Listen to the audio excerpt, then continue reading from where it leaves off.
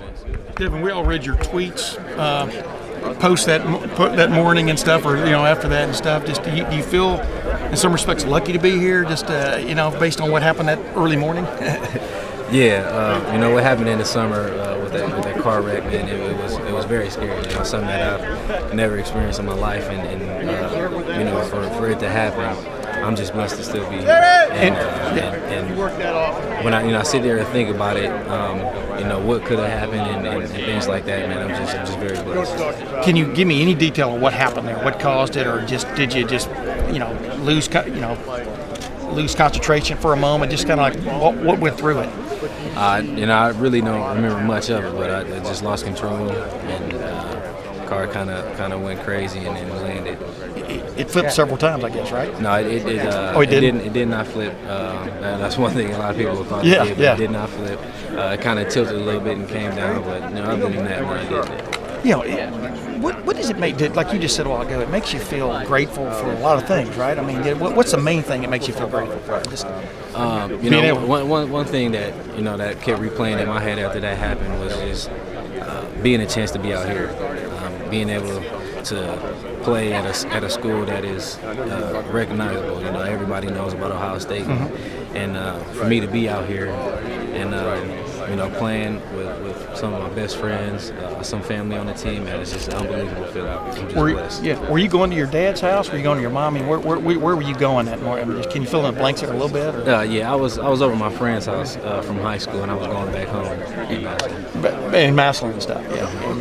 And one last thing, they supposedly ran a blood test on you, and they said you were below the limit alcohol-wise and stuff.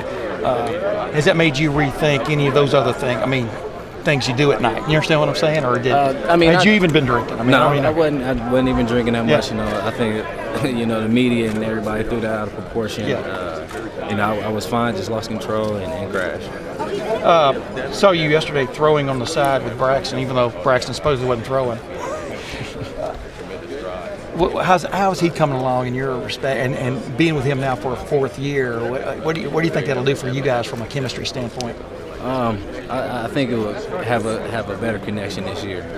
He's become smarter in the game of football and playing quarterback. I became smarter with wide receiver play. They're moving me around and being able to showcase my skill set in different positions, and I really think it's going to be a good year for us. Did you guys try to do that at all last year much, or did you pretty much just stay in one spot? I mean, stay in one position? We pretty much stayed in one position. So in Philly, he was one of the guys. He was very intelligent when it came to football. And we started that in the spring where, moving me around different spots, and it's been working ever since. And the idea is matchups, right? They want to get you in a matchup situation and stuff. I mean, do you feel almost even more free now than you did a year ago in that regard, that you might be in line to make more plays? Yeah, it gives me a chance to make more plays in different spots instead of just one spot. Yeah, and the last thing I asked you about Braxton, but where's Braxton better throwing the ball? Well, he hadn't been throwing a lot this preseason, but where do you think he's really improved? Just recognizing defenses, really. I think he's improved in that.